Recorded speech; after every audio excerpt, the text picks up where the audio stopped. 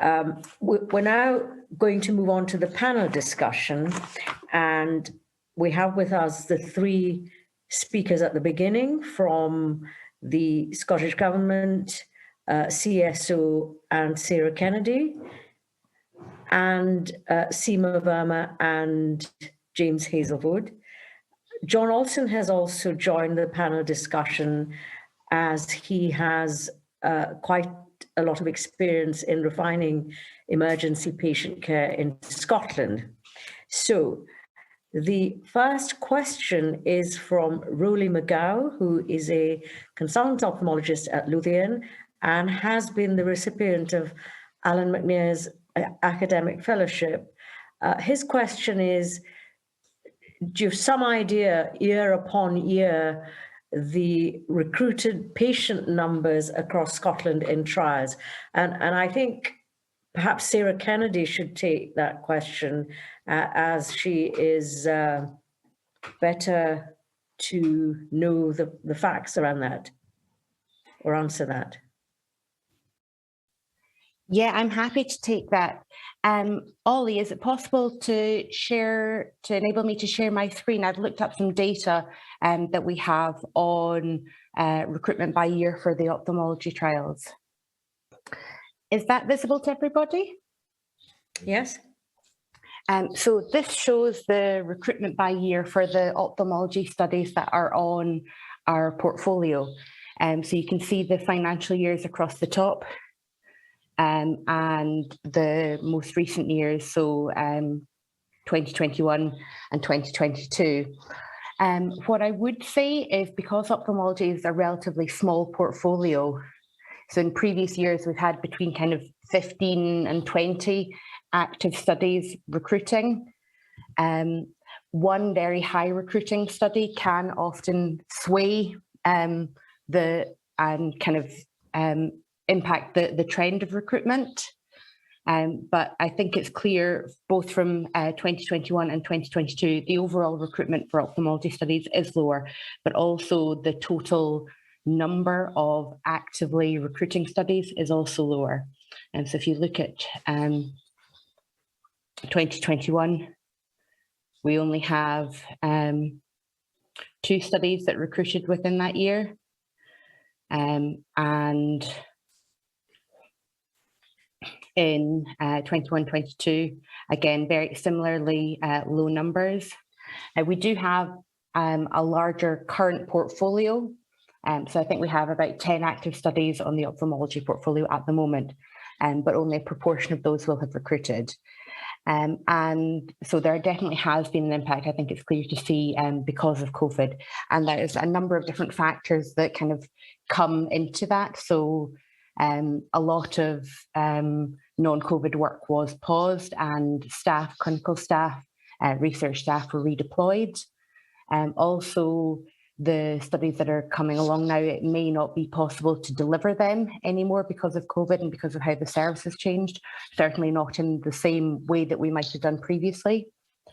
Also, there's a kind of backlog with the R&D departments in getting these studies started up.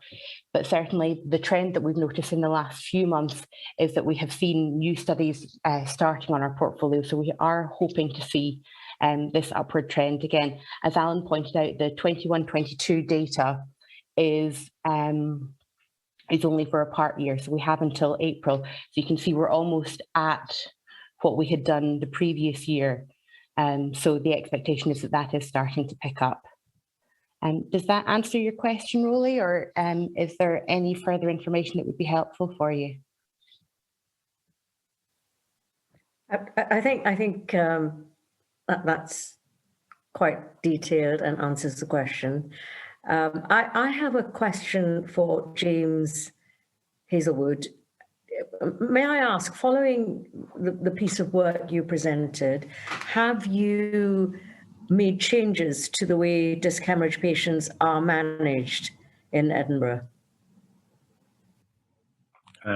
So not to my knowledge particularly, but I think that's probably a question for what some of the more experienced glaucoma team members rather than myself as a mere ST1 trainee. If Dr. Tatham or any of the other co-authors are on the call, they may be able to message into the communal chat whether that has happened. I think it's something that's being looked into, but I'm not sure.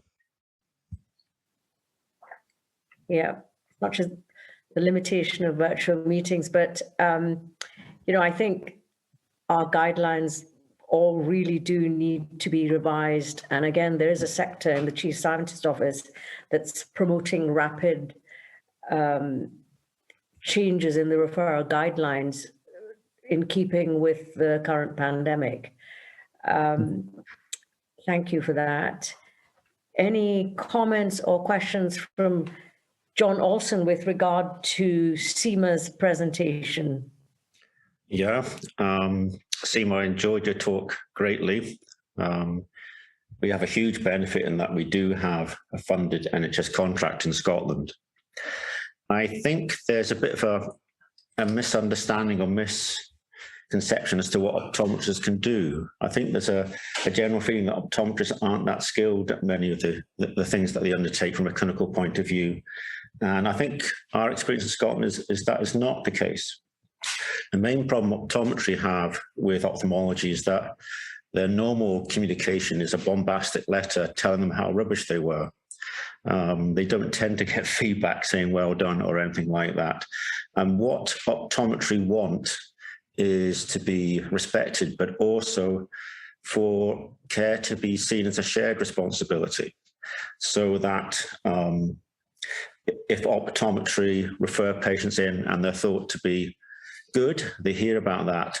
And if they're thought to be inappropriate, it's usually not because they can't diagnose, it's because the criteria for referral are not clear. So the network that we have in Grampian works well because we take the attitude we're all in the same boat. It's not ophthalmology versus optometry. It's all together. And so I would say to you that, if you're going to talk about upskilling optometry, what is the evidence that optometry don't have the skills? And I think that's a much better way of going about it.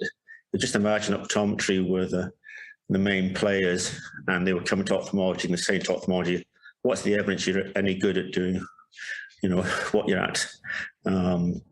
So I think it's an attitude thing more than a professional ability. And ophthalmology has a lot to blame there. That's all I have to say.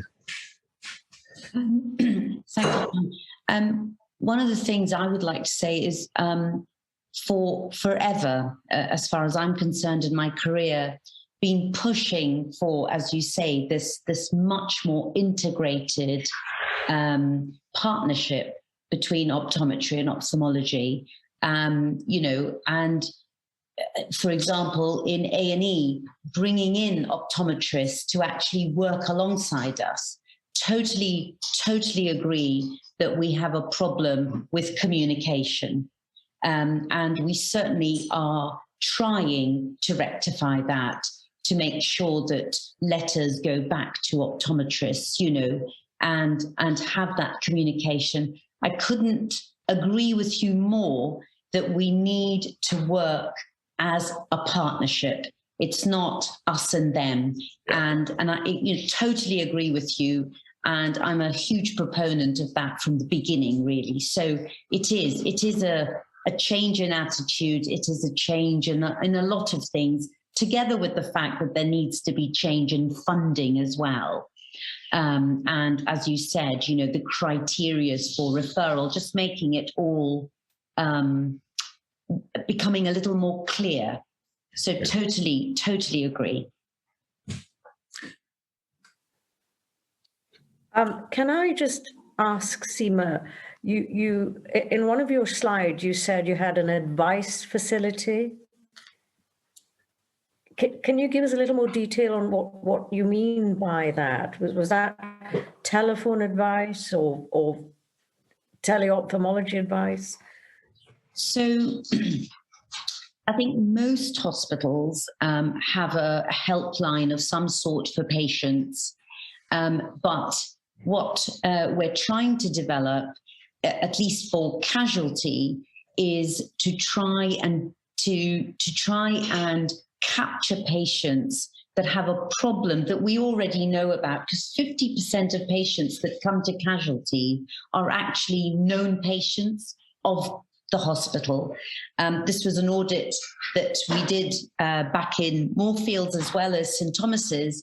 It's like a 50-50 split. You've got 50% of patients that come that have a problem that we're already sorting out, and then you've got 50% who are new.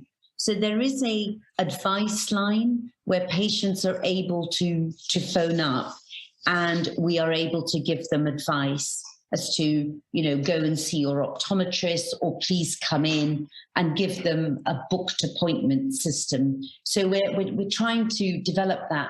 Within COVID, we developed a device called Pando, where optometrists were able to send pictures and photos of patients, and then we were able to give them advice. Thank you.